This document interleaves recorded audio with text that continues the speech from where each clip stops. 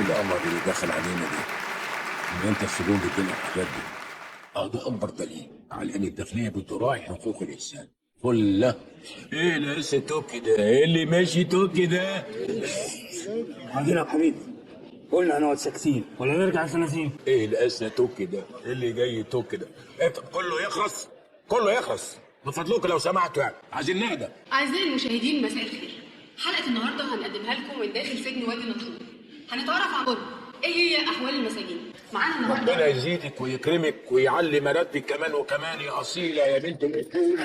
يا حلوه يا حلوه. ده حقكم علينا ودي منتنا. يا اصيله اصيله. احنا لازم نوصل رأي كل مواطن عايش على أرض حلوة. مصر. احنا لازم نوصل رأي كل مواطن عايش على أرض ربنا مصر. يوفقك يا شيخ. أيوة. هو في زيك؟ معانا النهاردة